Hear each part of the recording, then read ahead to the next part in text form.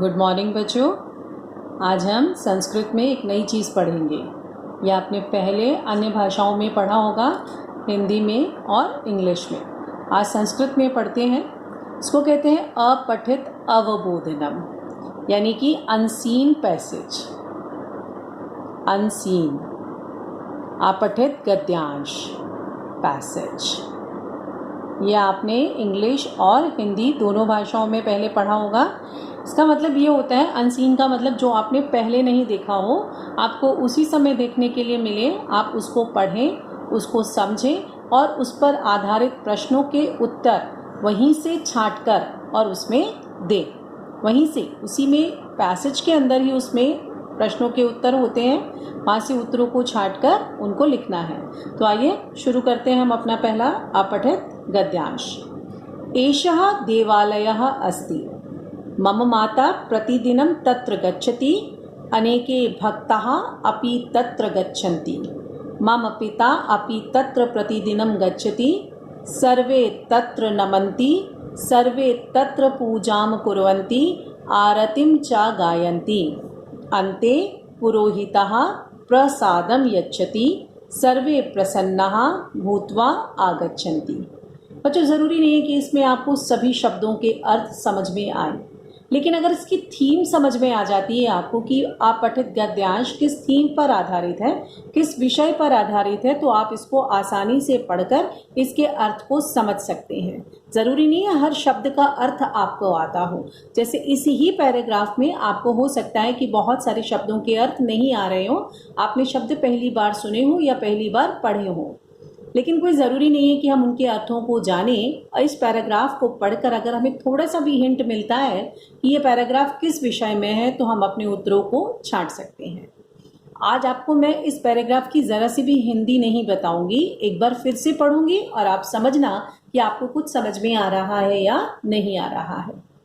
एषः देवालयः अस्ति, मम माता प्रतिदिनं तत्र गच्छति, अनेके भक्ताः अपि तत्र गच्छन्ति, मम पिता अपि तत्र प्रतिदिनं गच्छति, सर्वे तत्र नमन्ति, सर्वे तत्र पूजां कुर्वन्ति, आरतिं च गायन्ति, अन्ते पुरोहितः प्रसादं यच्छति, सर्वे प्रसन्नाः भूत्वा आगच्छन्ति।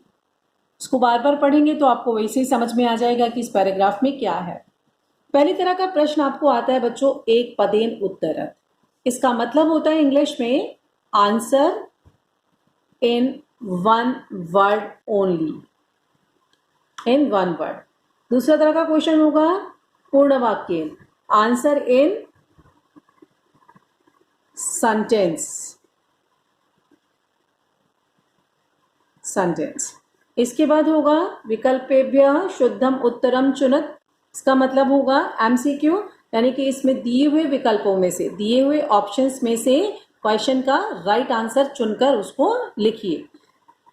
आइए पहले देखते हैं हम एक पदेन उत्तरत, यानी कि आंसर इन वन वर्ड कैसे करें।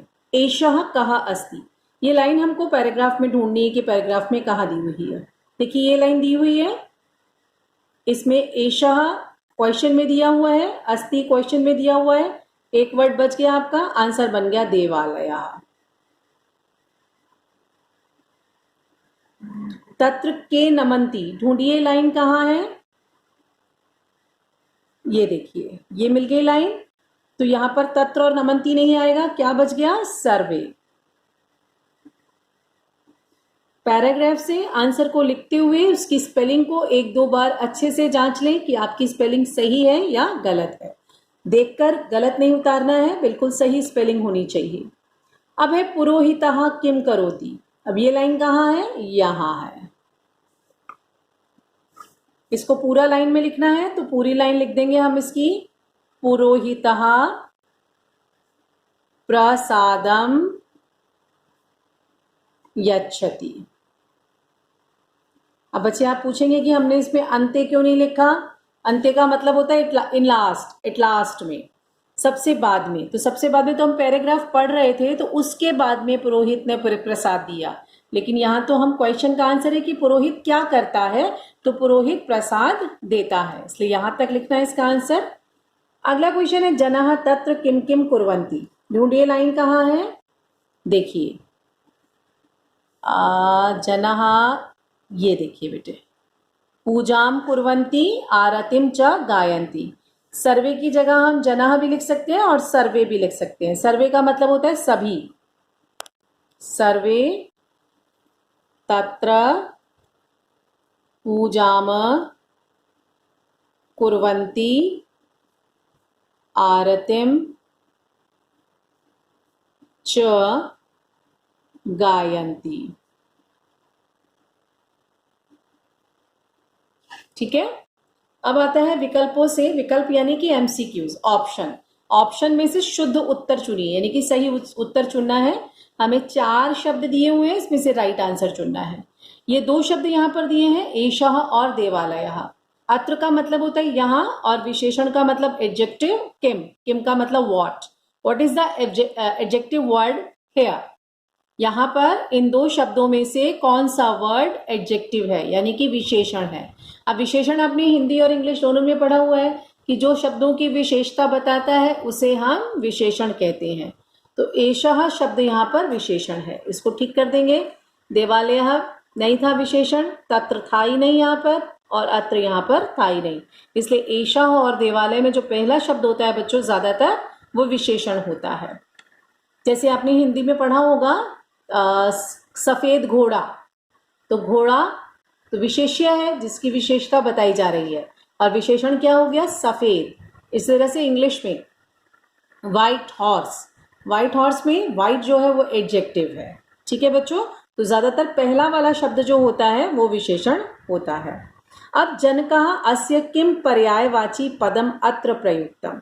उसने कहा कि जनक का पर्यायवाची शब्द क्या होता है। पर्यायवाची समझते हो बच्चों, सिनोनिम वर्ड, उसका शब्दार्थ, उसका समानार्थक कौन सा शब्द है। तो जनक का समानार्थक पुरोहित तो पंडित होता है, पिता, तत्र और अत्र। अब बताओ जनक के लिए इसमें से कौन सा शब्द उचित है। मेरे ख्याल तो पिता, क्योंकि पुरोहित तो पंडित हो गया, तत्र का मतलब वहां और अत्र का मतलब यहाँ, तो जनक का मतलब पिता। इस तरह से हम अनसीन पैसेज को करेंगे बच्चों। आप कोशिश कीजिएगा कि आपसे अनसीन पैसेज नंबर 2 हो जाए, अपने आप करने की कोशिश कीजिएगा। मैं अगली बार इसके आंसर्स आपको क्लास में दूंगी बेटा। कोशिश कीजिएगा कि सिर्फ पैराग्राफ नंबर 2 आपसे हो जाए। दिस इज योर होमवर्क, और ये आपको कॉपी में नहीं करना है, बुक में ही करना है। This is your book work, not copy work.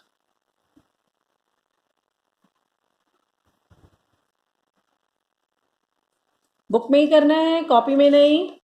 This is also book work.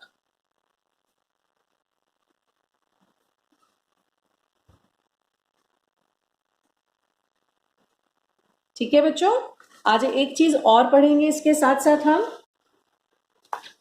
हमारा एक क्लास टॉपिक रह गया बेटा ग्रामर का, कारक विभक्ति। कारक यानी कि प्रेपोजिशन, जो अवस्था से पहले लगता है, प्रेपोजिशन। देखिए यह है आपका कारक विभक्ति। इसमें संस्कृत में हमारे पास 7 कारक होते हैं और एक संबोधन होता है बच्चों। कैसे किसको याद करते हैं, कर्ता, कर्म, करण, संप्रदान, अपादान, संबंध, अधिकरण और संबोधन। इसका चिन्ह होता है ने, या कोई भी चिन्ह नहीं होता। कर्म का चिन्ह को होता है, करण का चिन्ह से और ब्रैकेट में लिखते हैं के द्वारा। संप्रदान का चिन्ह होता है को और इसके लिए ब्रैकेट में के लिए। अपादान का मतलब होता है से और अलग होने के लिए। संबंध में का के की, रा रे री और अधिकरण में पर। और संबोधन हे अरे या अहो। 7 विभक्ति होती हैं, प्रथमा, द्वितीया, तृतीया, चतुर्थी, पंचमी, षष्ठी और सप्तमी। इसको अपने मम्मी पापा के साथ बैठकर याद कीजिएगा बच्चों। इसका एक धुन बताती हूँ, ऐसे ही याद किया जाता है इसको। कर्ता ने कर्म को करण से, संप्रदान के लिए या संप्रदान को अपादान से, संबंध का के की, रा रे री, अधिकरण में पर और संबोधन हे अरे। सिर्फ इसको याद ही करना है, अभी हमने इसको समझा नहीं है, समझने के लिए इसको हम 6th क्लास में समझेंगे। अभी केवल इसको हम इतना ही याद करेंगे। ये आपका कॉपी में लिखने का काम है, इसको कॉपी में लिख लीजिएगा, कोई भी स्पेलिंग गलत मत कीजिएगा। और एक बार इसको फिर से दोहरा रहे हैं, समझिए इसको कैसे याद करना है। कर्ता ने कर्म को करण से, संप्रदान को के लिए, अपादान से अलग होने पर, और संबंध काके की रारेरी और अधिकरण में पर संबोधन है अरे। Thank you.